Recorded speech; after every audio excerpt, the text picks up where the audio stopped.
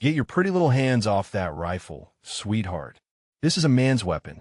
The words cut through the thin mountain air at forward operating base Sierra like a blade against stone. 3 silver stars glinted on his collar in the harsh alpine sunlight. Rear Admiral David Morrison had just reached for the Barrett M82A1 that wasn't his, and he'd reached for the wrong woman's rifle. The mountain training facility perched at 8,200 feet above sea level, where the air bit with crystalline sharpness, and every breath reminded you that oxygen was a luxury here. Snow-capped peaks surrounded the base like ancient sentinels, their faces carved by wind and time into expressions of permanent judgment. This wasn't some comfortable lowland range where mistakes could be overlooked. This was where elite marksmen came to test their skills against physics itself. Staff Sergeant Elena Vasquez sat at the maintenance station, her movements precise as a surgeon's as she cleaned the Barrett's massive barrel. At 29, she carried herself with the quiet confidence of someone who'd earned every stripe on her sleeve through blood and precision. Her uniform bore no flashy decorations, no chest candy that screamed for attention.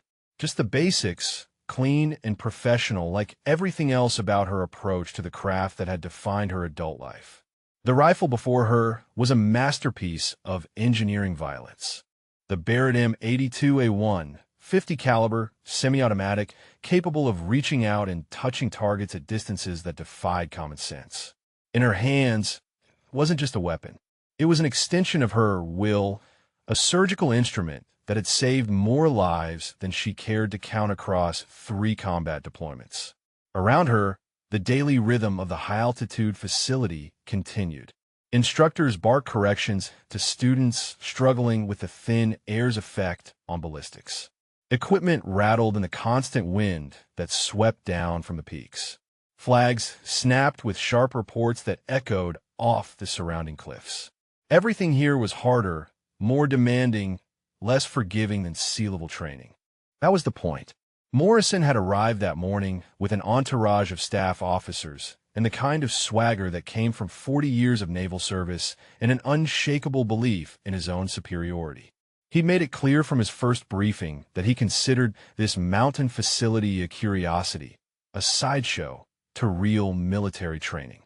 His comments about the personnel, particularly the female specialists, had been cutting from the start. Elena heard it all, but said nothing.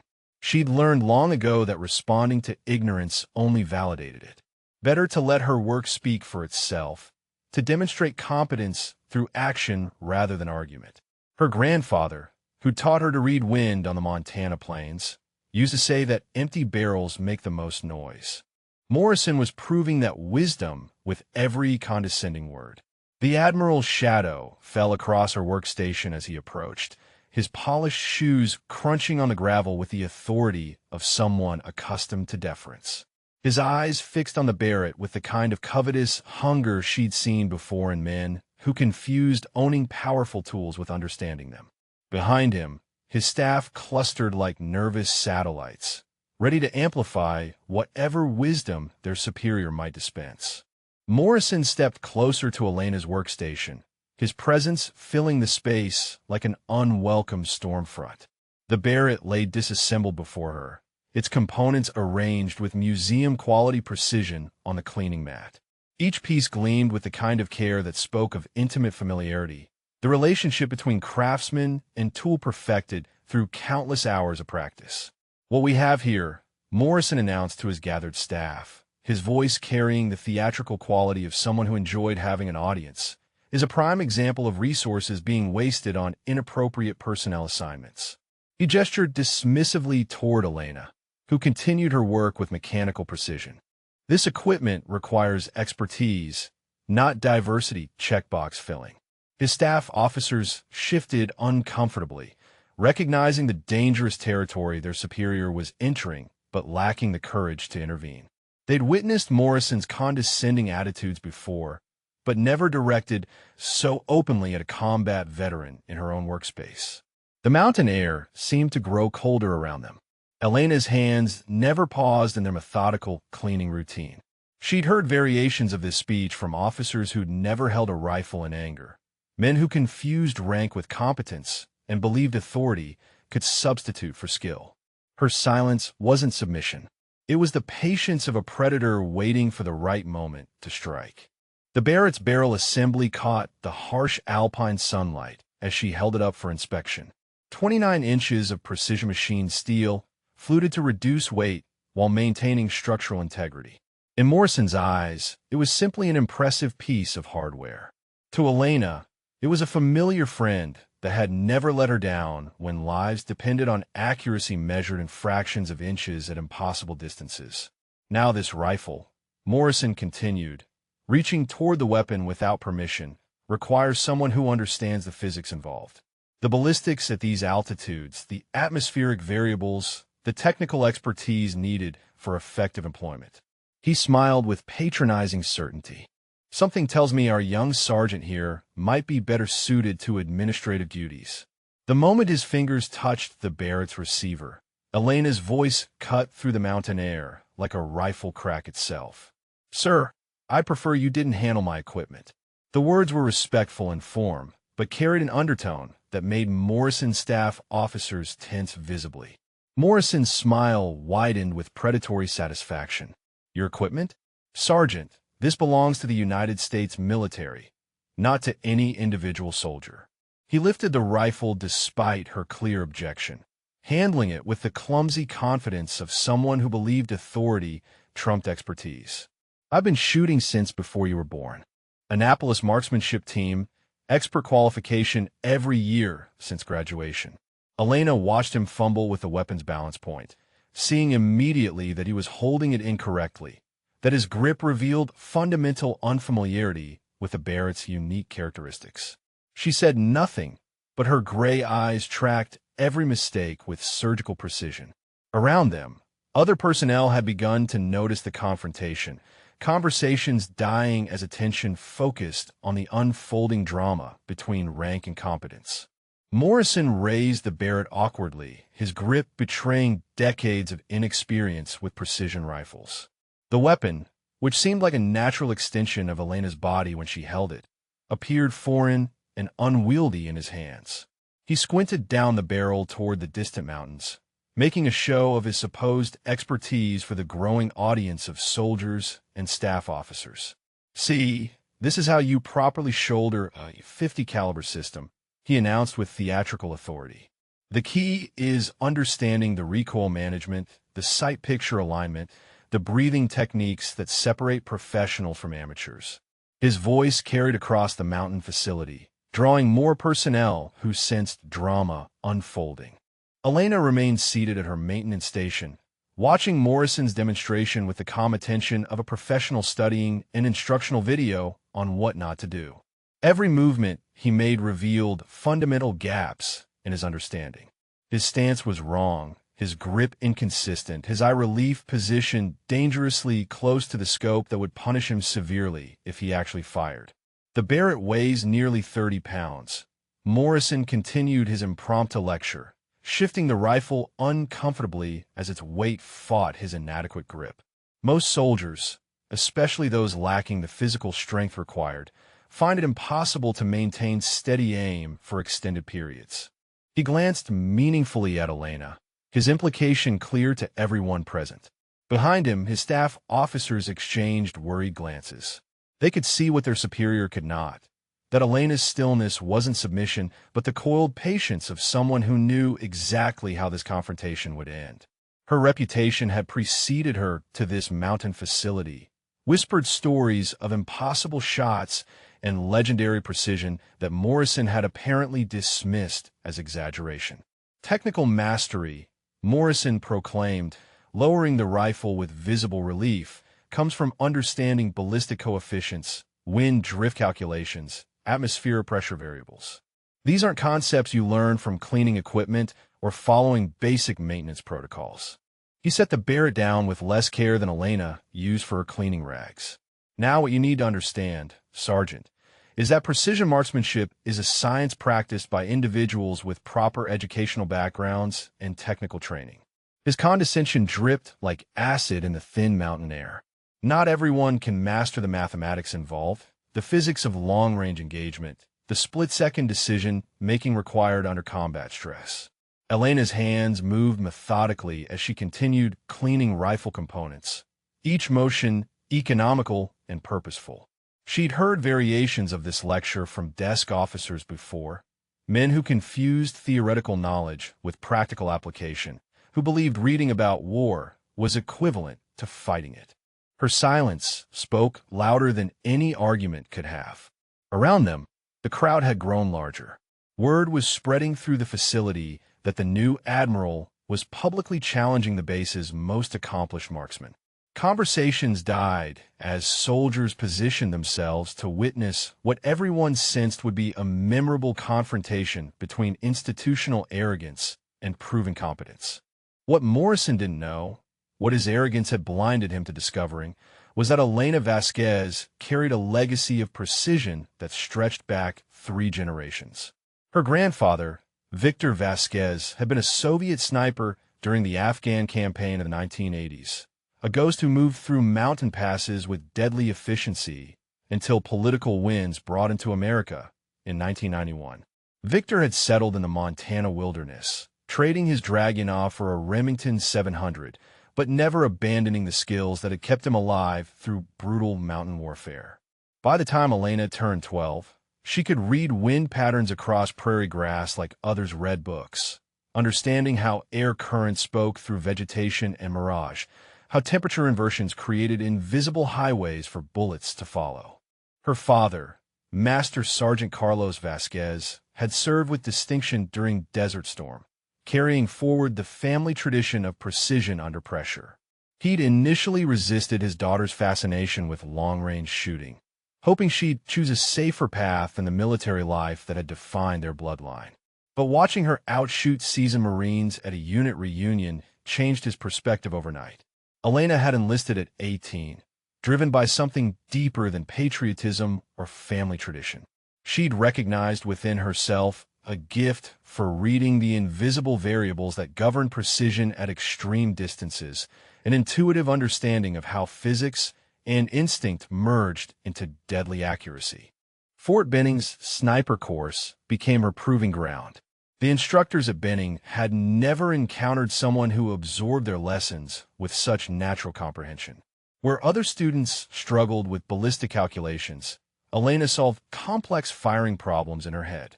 While others fought to master breathing techniques, she'd already internalized rhythms that made her heartbeat irrelevant to her shooting. Her course records still stood unbroken. 3 combat deployments had transformed theoretical knowledge into battlefield wisdom. In Iraq, she provided overwatch for convoy operations, eliminating threats before they could thumb detonators. Afghanistan's mountain warfare had tested every lesson her grandfather had taught about patience, camouflage, and the deadly mathematics of shooting across vast elevations and shifting winds. Her longest confirmed kill, verified by 3 spotters and recorded in classified after-action reports, had been achieved at 2,347 meters in the Hindu Kush Mountains. A Taliban commander coordinating complex attacks had died before he could complete his radio transmission, the bullet arriving 3 seconds after Elena's trigger press, carrying with it years of inherited expertise and personal dedication. But Elena had never been one for bragging or displaying her credentials like campaign ribbons. She preferred letting her rifle speak when words became necessary, understanding that true professionals measured success in lives saved rather than targets eliminated. Her reputation spread through whispered conversations among those who needed to know, not through official commendations or publicity.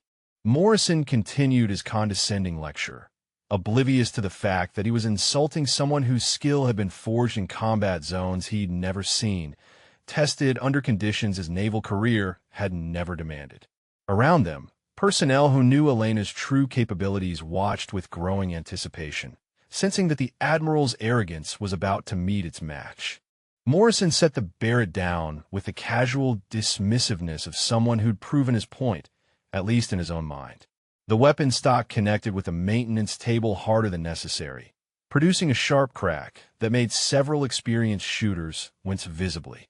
Elena's jaw tightened almost imperceptibly the only sign that his careless handling affected her.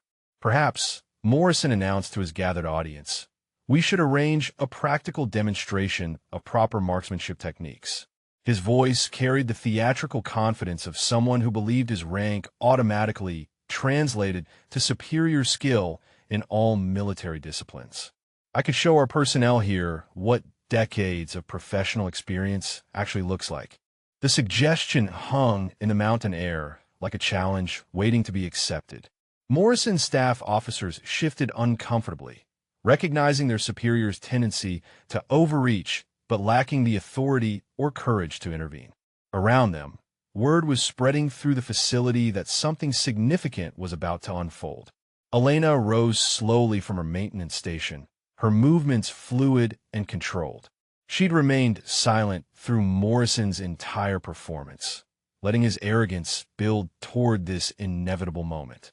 Her gray eyes met his directly for the first time, and something in that steady gaze made the Admiral's confident smile falter slightly. "Sir," Elena said, her voice carrying clearly across the suddenly quiet facility, "I'd like to propose an alternative demonstration." The words were respectful in form, but carried an undertone that made everyone present lean forward with anticipation. Her tone suggested she was about to make an offer Morrison couldn't refuse, even though wisdom dictated he should. Morrison's eyebrows rose with amused interest.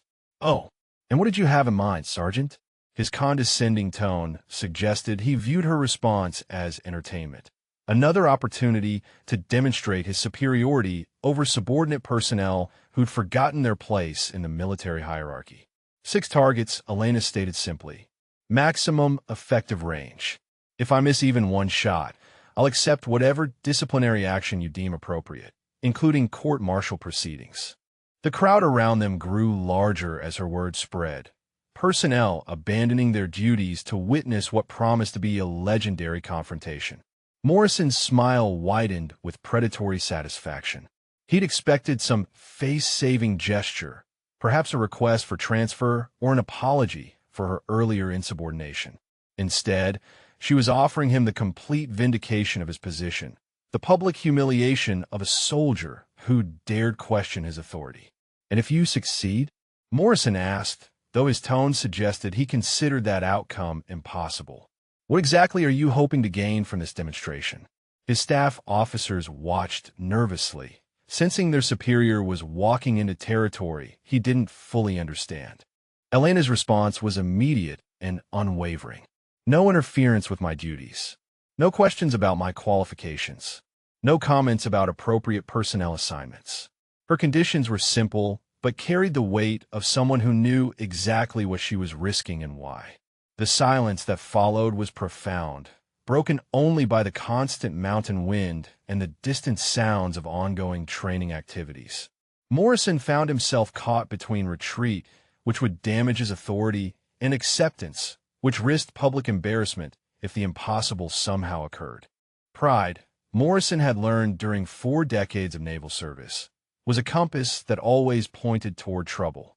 But surrounded by his staff and a growing crowd of enlisted personnel, retreat would cost him more authority than he was willing to sacrifice. He straightened his shoulders and fixed Elena with what he intended to be an intimidating stare. "Very well, Sergeant," he declared with theatrical finality. "You want a demonstration? You shall have it. But understand that when you fail, and you will fail, there will be consequences for this insubordination that extend far beyond this facility."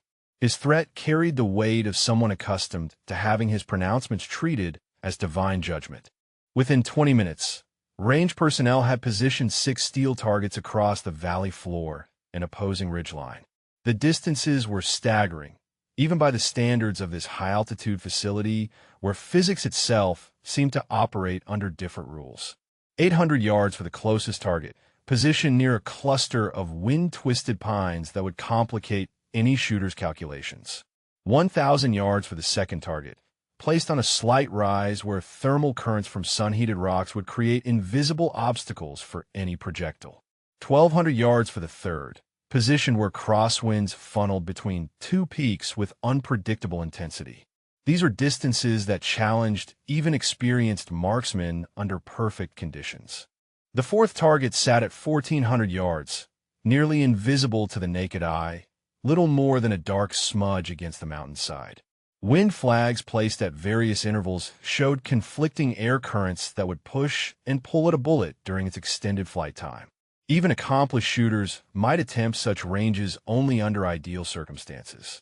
1,600 yards for the fifth target, a distance where atmospheric conditions became more important than the shooter's skill.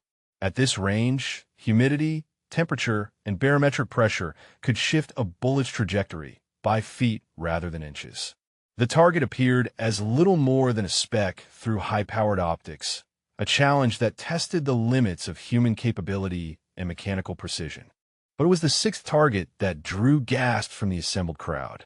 1,850 yards, positioned on the far ridgeline, where it caught occasional glints of sunlight through the mountain haze. At this extreme distance, bullets would be in flight for over 3 seconds, subject to wind drift, gravitational drop, and even the rotation of the Earth itself affecting their final trajectory. Morrison studied the target array with growing satisfaction. He'd served on enough marksmanship evaluation boards to understand the mathematics involved. Even under perfect conditions, with ideal equipment and unlimited time for preparation, these shots represented the absolute edge of what was physically possible for any human shooter. The thin mountain air complicated every calculation. At 8,000 feet elevation, atmospheric density was significantly reduced, affecting both bullet performance and the shooter's ability to maintain steady aim. Wind patterns in the high country shifted without warning, creating invisible turbulence that could deflect projectiles unpredictably. Word had spread throughout the facility, and personnel abandoned their duties to witness what promised to be either a legendary demonstration of marksmanship or a spectacular public failure that would become base folklore for years to come. Elena approached the firing line with movements that seemed to flow like water over stone, each step economical and purposeful. The Barrett had been reassembled with surgical precision, its components fitting together with the satisfying clicks of engineered perfection. She settled into position behind the rifle as naturally as breathing, her body finding alignment that spoke of thousands of hours of practice. The first target at 800 yards should have been routine for any competent marksman, but the mountain conditions transformed even basic shots into complex equations. Elena's eyes tracked the wind flags positioned at intervals down the valley, reading their conflicting messages like a conductor studying sheet music before a performance. She made minute adjustments to her scope, clicks so subtle they were barely audible above the mountain wind. Her breathing settled into the rhythm that had carried her through 3 combat deployments, each inhalation measured, each exhalation controlled. The crowd behind her fell silent, sensing they were witnessing something beyond ordinary marksmanship. The Barrett's report split the mountain air like thunder, its muzzle blast sending shock waves that rattled loose equipment and made unprepared observers flinch involuntarily. Through high-powered spotting scopes, range personnel confirmed what Elena already knew. Dead center, the steel target ringing with metallic authority across the valley. Morrison's confident expression wavered slightly, but he maintained his dismissive posture. "Lucky shot," he muttered to his staff, though his voice lacked its earlier certainty. The mountain wind played tricks that could make even poor shooters appear competent under specific conditions. Elena cycled the Barrett's action with practiced efficiency, the empty brass ejecting to land precisely in her collection bag. 1,000 yards presented new challenges as thermal currents rose from sun-heated rocks, creating invisible obstacles that would deflect poorly aimed bullets by significant margins. Again, she read the environmental signs that others couldn't detect, feeling wind patterns through subtle pressure changes against her skin, seeing heat shimmer patterns that revealed atmospheric conditions invisible to electronic instruments. Her second shot rang out with identical authority, crossing 1,000 yards of hostile air to strike center mass.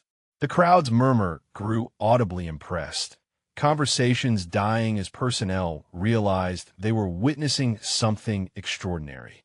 Range instructors who'd spent careers teaching marksmanship exchanged meaningful glances, recognizing skill levels that exceeded their own considerable expertise.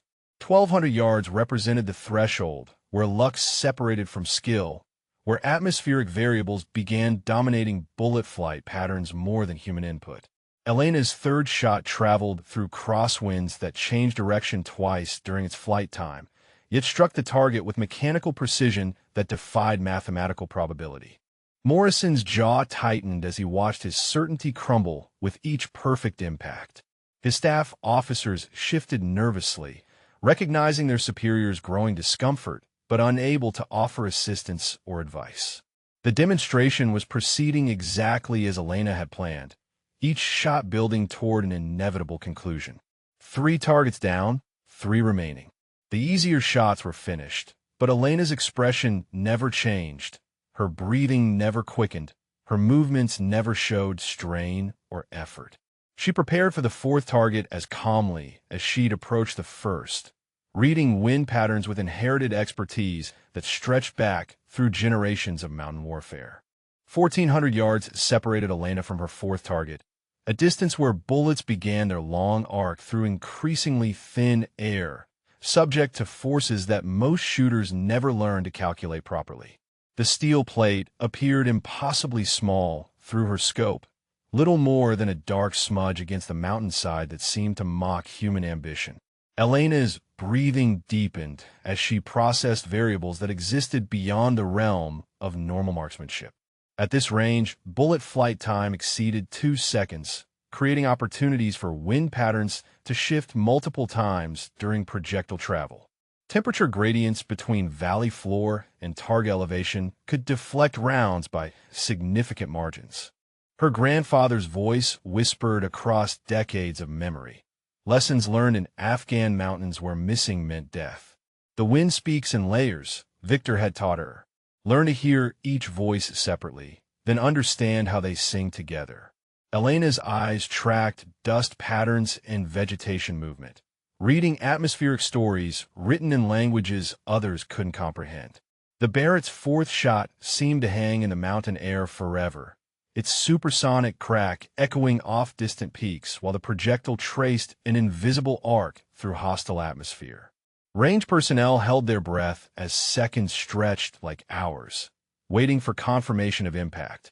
The metallic ring of struck steel carried across the valley with unmistakable authority, announcing Elena's 4th consecutive perfect hit to an audience that had grown silent with awe. Morrison's face had drained of color, his earlier confidence replaced by dawning recognition that he was witnessing something beyond his experience or understanding. 1,600 yards presented challenges that pushed human capability toward theoretical limits. At this extreme distance, atmospheric conditions became more critical than shooting fundamentals, requiring intuitive understanding of physics that couldn't be taught in classrooms or learned from textbooks. Elena made microscopic adjustments to her scope, clicks measured in fractions that would seem meaningless to observers but represented the difference between success and failure at such ranges. Her body settled deeper in a shooting position, every muscle group contributing to stability that would be maintained through extended aim time. The 5th shot's flight time stretched beyond 2.5 seconds, long enough for Earth's rotation to begin affecting trajectory calculations. Elena had compensated for Coriolis effect automatically, her mind processing complex mathematics that most shooters never encountered in their entire careers. Through spotting scopes, range personnel watched the projectile's impact with expressions of disbelief. Another perfect center hit, the 5th consecutive impossibility that transformed Elena from competent marksman into something approaching legend status among the assembled observers. Morrison stared at the distant target with the expression of someone watching their worldview collapse in real time. His staff officers exchanged nervous glances, recognizing their superior's public humiliation but powerless to intervene or offer assistance. 5 targets eliminated with surgical precision. one remaining shot at a distance that challenged the absolute limits of human and mechanical capability. Elena cycled the Barrett's action with movements that betrayed no fatigue or stress, ejecting spent brass to join its predecessors in her collection bag. Her breathing remained steady, her focus unwavering, her confidence unshakable. 1,850 yards. The final target perched on the distant ridgeline like a period at the end of a sentence written in steel and determination. At this extreme range, the laws of physics became Elena's primary opponent, more dangerous than any human enemy she'd faced in 3 combat deployments. The crowd had grown to include nearly every person on the facility, word having spread through communication networks faster than official orders. Range instructors who'd spent careers teaching marksmanship stood transfixed, watching someone demonstrate capabilities that exceeded their own understanding of what was humanly possible. Elena studied the target through her scope, a speck of metal that flickered in and out of visibility as mountain haze shifted with atmospheric currents. At this distance, her bullet would be in flight for over 3 full seconds, enough time for wind patterns to change multiple times during projectile travel. She felt the mountains speak to her in languages learned from her grandfather, read in dust, devils, and grass movement, understood through pressure changes against her skin that electronic instruments couldn't detect. The air was layered like geological strata, each altitude carrying different currents that would push and pull at her bullet throughout its extended journey. Temperature inversions created invisible boundaries where projectiles could deflect unpredictably.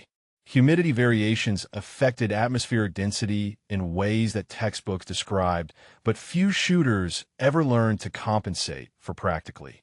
Even Earth's rotation would influence trajectory at such extreme range, requiring calculations that pushed human capability toward theoretical limits. Elena made final adjustments to her scope with movements so subtle they seemed like meditation rather than mechanical manipulation.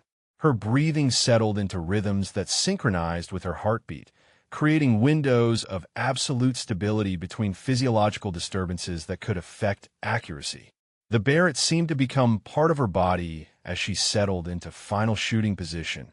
30 pounds of precision machinery transformed into an extension of her will. Her finger found the trigger with familiarity born of countless repetitions, muscle memory trained through years of practice under every conceivable condition. For a moment that stretched like eternity, the mountain facility held its breath. Morrison stood frozen, his career's reputation balanced on Elena's ability to achieve what he'd declared impossible. His staff officers watched with expressions mixing fascination and dread, recognizing their superior's public humiliation unfolding in real time.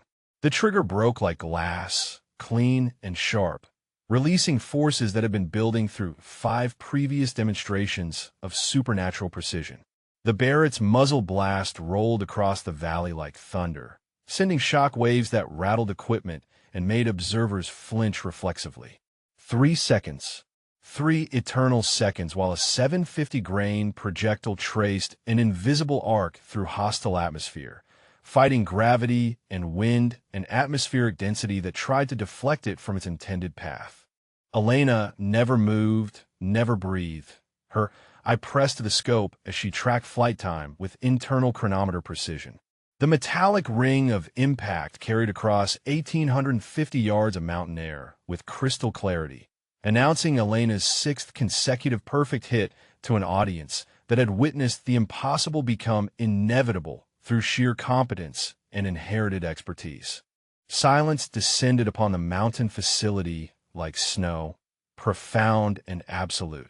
The final target's metallic ring had faded into echo, leaving behind a quiet so complete that heartbeats seemed thunderous. Every person present understood they'd witnessed something that would be discussed in whispers for years to come, a demonstration of human capability that challenged their understanding of what was possible.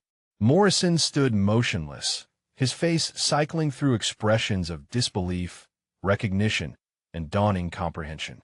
The confident smile that had defined his morning had vanished entirely, replaced by the hollow stare of someone watching their certainty crumble under the weight of undeniable evidence. Elena rose from her shooting position with fluid grace, the Barrett cradled in her arms like a familiar friend. She'd made no speeches, offered no boasts, displayed none of the theatricality that had characterized Morrison's earlier performance. Her 6 shots had spoken with authority that words could never match. The crowd remained frozen, afraid that movement might break the spell of what they'd witnessed. Range instructors exchanged glances heavy with professional respect, recognizing skill levels that exceeded their own considerable expertise. Enlisted personnel watched with expressions mixing awe and vindication, seeing competence triumph over institutional prejudice. Morrison's staff officers shifted nervously, their superiors' public humiliation reflecting poorly on their own judgment. They'd enabled his condescending performance, amplified his arrogance through their silence, and now shared in his professional embarrassment before an audience that would remember this moment forever. For nearly a minute, nobody spoke. The mountain wind continued its constant whisper through the peaks, but human voices remained absent as participants processed the magnitude of what had occurred. Elena waited patiently, her breathing steady, her expression unchanged by the demonstration that had transformed her from dismissed subordinate to acknowledged master. Finally, Morrison found his voice, though it emerged cracked and uncertain. "Staff Sergeant Vasquez," he began, then stopped, struggling with words that had never been required during his decades of naval service. His authority had always been sufficient to command respect, never before challenged by competence, so absolute it couldn't be denied or dismissed. He straightened his shoulders with visible effort, drawing upon reserves of professional dignity that hadn't been tested in years. "What I witnessed today," he continued, his voice growing stronger, "represents marksmanship of the highest caliber." The admission cost him visibly, each word extracted like shrapnel from wounded pride. Then, in a gesture that stunned every observer, Rear Admiral David Morrison brought his right hand up in a crisp, perfect salute. Not the perfunctory acknowledgement of rank that characterized military routine, but a salute of genuine respect offered from one professional to another whose capabilities exceeded his own. "I apologize," he said, his voice carrying across the silent facility, "for my earlier comments and assumptions. What you've demonstrated today is beyond anything I've witnessed in 40 years of military service." His staff officers stared in amazement, seeing their superior publicly acknowledge error with grace they hadn't known he possessed. Elena returned his salute with equal precision, her movement acknowledging his recognition while maintaining the quiet dignity that had characterized her throughout the confrontation. No words were necessary, no speeches required. Understanding passed between them, warrior to warrior, professional to professional. For hours after Elena's demonstration, urgent communications crackled through the Mountain Facilities Command Center. Intelligence had identified a high-value target meeting in the valley below, terrorist commanders coordinating attacks that would cost American lives if left uninterrupted. The mission required surgical precision from overwatch positions, eliminating security personnel without alerting the primary targets. Morrison found himself requesting Elena's expertise with humility that would have been impossible that morning. "Staff Sergeant Vasquez," he said formally, "we need your capabilities for an active operation. 8 enemy positions require neutralization in precise sequence to prevent compromise of the main objective." Elena accepted the mission with the same quiet professionalism she displayed during the demonstration. Within 30 minutes, she was positioned on an overwatch ridge 2 miles from the target complex. The Barrett settled into a hide that provided commanding views of the entire operational area. Through her scope, she identified the security positions that protected the terrorist meeting. Guards positioned at intervals around the compound, their locations carefully chosen to provide overlapping fields of fire against conventional assault. What they hadn't anticipated was precision fire from extreme range delivered by someone who could read mountain winds like written text. The first target fell at 1,647 yards, a sentry whose elimination opened a gap in the perimeter defense without alerting his colleagues. Elena's shot arrived before the sound, the guard collapsing silently while his companions remained unaware that their security had been compromised. Targets 2 through 5 followed in methodical succession, each shot calculated to maintain operational security while systematically dismantling the enemy's defensive structure. Elena's breathing remained steady, her movements economical, each trigger press delivered with surgical precision that left no room for error or detection. The sixth elimination came at maximum range, 1,923 yards, through shifting crosswinds that would have challenged any marksman alive.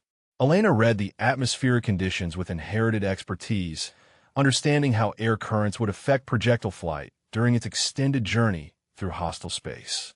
Target 7 required threading a needle, striking an enemy sniper position behind partial cover that left only inches of exposure.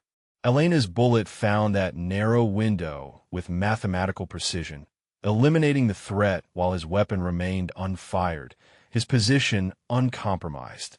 The eighth and final shot represented the operation's most critical moment. The remaining guard was positioned where his elimination would signal the assault team's advance, ending the overwatch phase and beginning close-quarters engagement with the primary targets.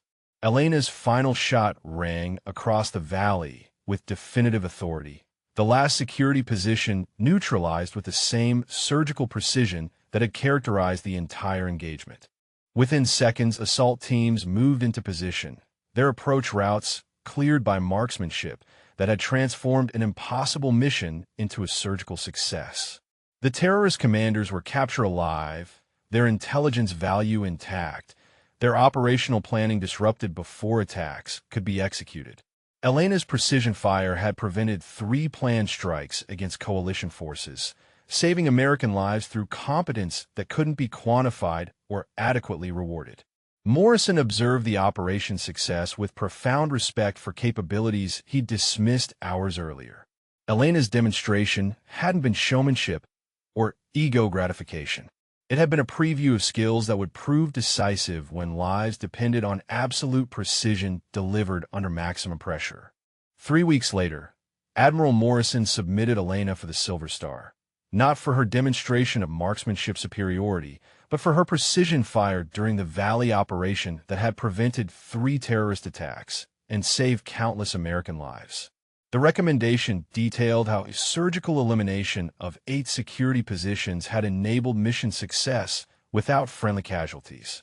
Morrison's experience at the Mountain facility transformed his approach to personnel evaluation across his entire command structure. He issued new directives emphasizing merit-based assessments over assumptions, requiring commanders to demonstrate rather than assume knowledge about subordinate capabilities before making judgments about assignment appropriateness. Elena received orders transferring her to Fort Bragg as a primary instructor for the Special Operations Target Interdiction Course, SOTIC. She became the first female instructor in the Advanced Sniper program. Another barrier broken not through political pressure, but through undeniable competence demonstrated under the most demanding conditions imaginable. Her grandfather, Victor, lived long enough to witness the ceremony where Elena received her instructor certification. 2 weeks later, he passed peacefully in his Montana home, her Silver Star citation resting on his nightstand beside his own Soviet medals from the Afghan campaign decades earlier. The Barrett rifle that had sparked the confrontation with Morrison remained Elena's constant companion throughout her instructor duties. Students learned not just marksmanship techniques, but the deeper lessons of patience, precision, and professional dignity that had defined her response to institutional prejudice. Morrison himself underwent a profound transformation, becoming an advocate for competency-based evaluation rather than assumption-driven personnel decisions. His staff noted the change immediately, watching their superior approach subordinates with questions rather than pronouncements, seeking to understand capabilities rather than dismiss them. The Mountain facility, where Elena had demonstrated impossible precision, became legendary within special operations communities. Young snipers arrived hoping to duplicate her six-shot performance, though none achieved her combination of technical mastery and environmental reading that had made the demonstration possible. Elena's teaching methodology emphasized fundamentals over theatrics, building students' capabilities through progressive challenges rather than impossible demonstrations.